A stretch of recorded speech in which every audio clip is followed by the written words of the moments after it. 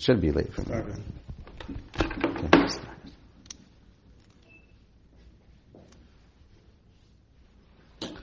Okay. We are on, actually, where are we? We are Shin Pei Vav. Shin Pei Vav. Starting with Zayin. Okay. So we learned yesterday, this actually continues from yesterday. We learned for Shitufei Mevo'os, you can use any food that you like, right? As long as it's edible and you don't have to, it's as long as it's edible in its current state.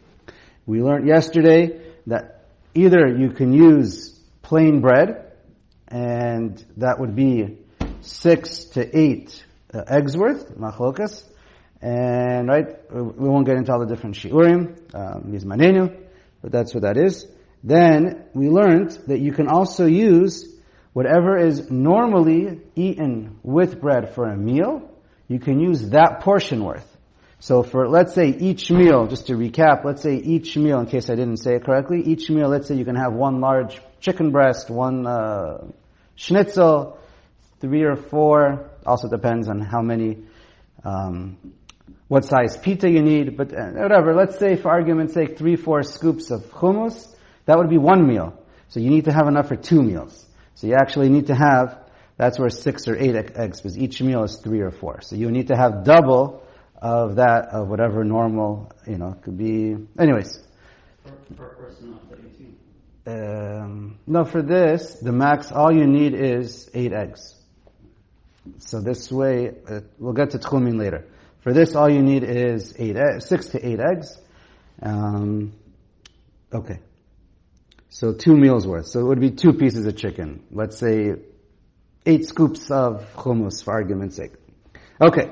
So now, Zayin continues that same concept. Mishtatfin bishnei beitzim afilu chayim. You can even use 2 eggs. Just 2 eggs worth. It could even be raw, because some people eat them raw. So and that's because of 1 egg in the morning, 1 egg in the afternoon.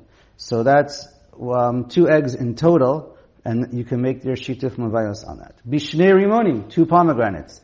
Or b'hamisha farsikim, 5 peaches. Or belitra yarak, ben chai, ben mevushal, or a vegetable that can be eaten raw or cooked. Or befolim lachim, kimelo hayad, or a handful of moist beans that you can eat them. B'tapuchei ya'ar milo hakav. Or apples from the forest, a kav worth.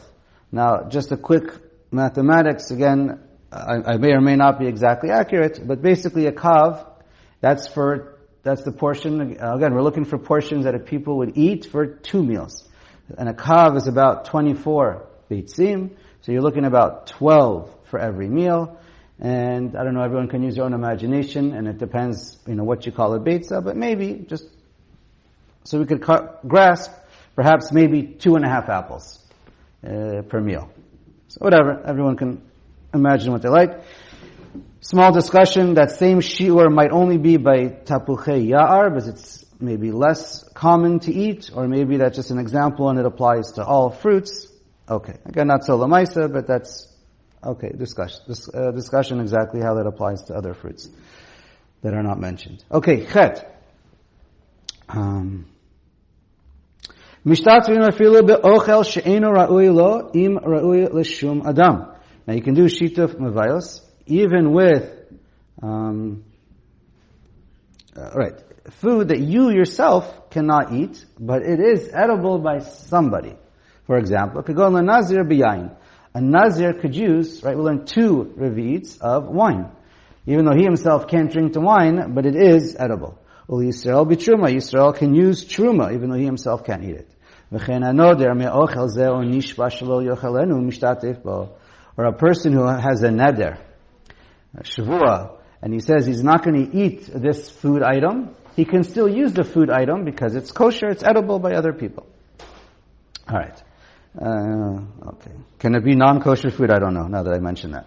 But anyways, as long as it's edible, then for sure, I'm assuming it has to be edible. But,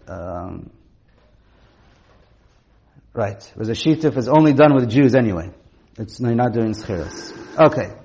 Let's see. So anyways, as far as eating, if you're not going to eat from it, you can still use it. However, v'yesh omrim, dahainu davka kishenadar anishba sheyachalenu, avaim nadar onishba shelo yehne mimenu ein mishtar.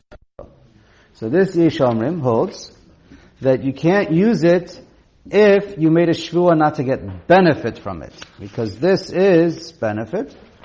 All right. What? It's worse than that. It's It's like a condemn. For him, it's like. yeah, but we say it doesn't. Okay, Let's see. so that's the yesh omrim that says if you make another, you can't get any benefit. You can't because you're getting benefit.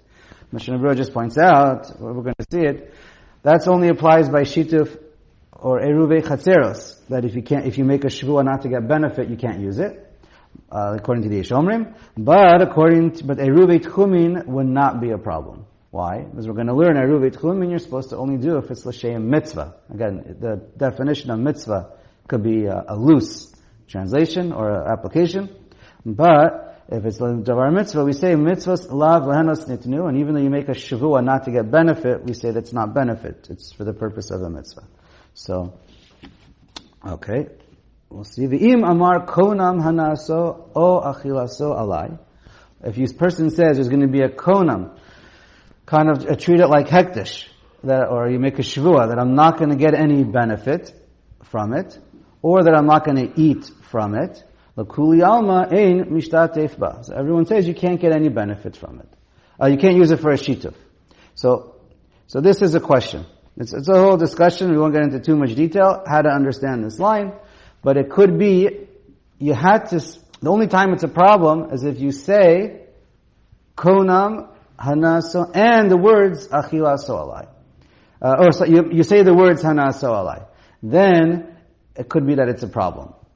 But if you only say konam achilaso alai, so then it's a machlokas if you can benefit or not. It's a question if you apply kind of like a gzera, because it's doma to hektish, and we don't want people to get confused that you're allowed to use hektish. Okay, so fine. Two main ways to interpret that. Okay, let's go on. Okay, so tet. Amar al kikar hayom chol ulamachar kodesh o konam. So you say this bread that I made this loaf of bread that I'm making for the shituf Mevo'os. So you say today it's chol and tomorrow it's going to be kodesh or konam. So again, there's three ways to interpret this. You're saying today it's 100% chol. That means you're allowed to eat it, and tomorrow either it means, again, different perushim. Either it means you're calling it, it's kind of like making it a shvuah. You're saying it's not, I'm gonna treat it, I'm making like a shvuah that I'm gonna treat it like hektish, that I'm not even gonna get benefit. Or, it means you're mamish making it hektish, and then the question is it hektish damim or hektish guf? So, okay, it's a little bit unclear, how to understand. Okay. But whatever the case is, mishtat tfilo ba. So simply put, if a person just says the words, you can do shituf with it. You can do shituf with it, because during bein hashmashos adayin lo nitkat shavadai ureuya hayta mibaod yom. Because during bein hashmashos, it still wasn't considered kodesh for sure, and therefore so therefore it was still able to be used during the day and during Bein Hashmashos. And it's a whole other discussion during Bein Hashmashos. Do we consider it Vadai, it's mutter? Because it doesn't become Kedusha until it's Vadai Kedusha. Or do we consider Bein Hashmashos a suffix? One of the nafka minas could be, can you eat it? To use it for Eruvin, we're saying you could, or Shituf, we're saying you could be Mekel because it's the whole din's darabanan. So they say for sure you're Mekel for suffix Eruvin because it's a suffix darabanan. But a Shavua could be deraisa, and therefore you might have to not be able to eat it if you made a. Anyways, that's it's a whole discussion.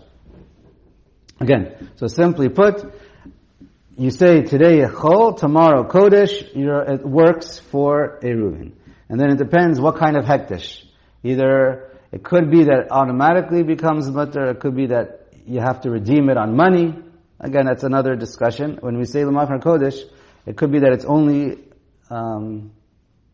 that's the other way around. Yeah, that's going to be the opposite case. We're going to get to the opposite case, and either it happens by itself that it's mutter, or it's, you have to, anyway, we put it on money. We'll see. Okay. Aval, imamar hayom konam u'lamachar chol, but if you said today is konam, today is hektish, and tomorrow it's going to be mutter 100%, ein mishtatfin lo, but you're not allowed to do shituf. Why? She'ein ru'uya ad shetechshach, because during the whole ben hashmashos it was aser, it was kodesh, and only until it's vadai machar, that's the only time you're allowed to release it from its kedusha. Again, a little discussion, exact mechanism, but that's the okay. But pretty much the Shulchan Aruch, if you just read it straight value, it pretty much is halacha l'maisa and it flows. Chatzer apatuach lishnei mevo'os. All right, now you have a case of a chatzer, and it's open to 2 mevo'os. Right, 1 mevo'os on each side of the chatzer. V'shitef in kol echad mehem. And this chatzer, it's friends with both sides, and it makes a shituf with both mevo'os. Mutar im kol echad mehem atata menu l'chatzer v'chetzi l'tocha. So this guy, who's in the middle, he's allowed to carry from his house into his chatzer, into either one of the mevo'os, because he made a shituf mevo'os with both mevo'os. So he's allowed to carry from his house into both mevo'os. Ve'asur letaltel kelim sheshaftu b'mavoi zeh l'mavoi ha'acher derech ha'chatzer. But on the same Shabbos, you can't take from one mavoi to another mavoi, because both mavois have nothing to do with each other. So from his house or his chatzar into either mavoi or vice versa is okay, but not from mavoi to mavoi, because again, they're not connected at all. It's not understood. No?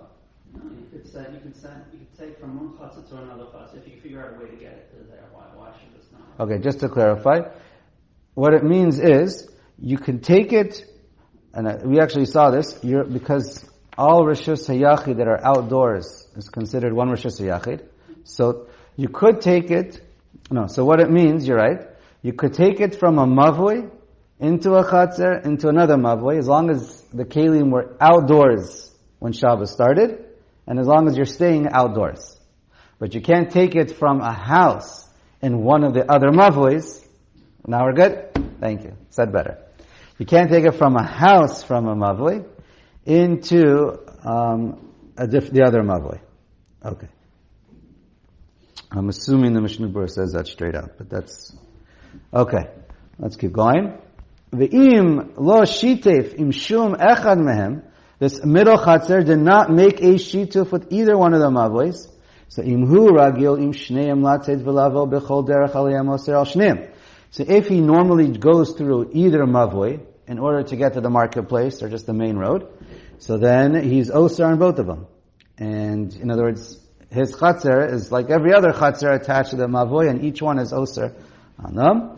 Ve'imu ragil ima echad. But since he has 2 mavois to exit his courtyard to, sometimes the way people live, they have their regular, and it's right. Often it's more convenient.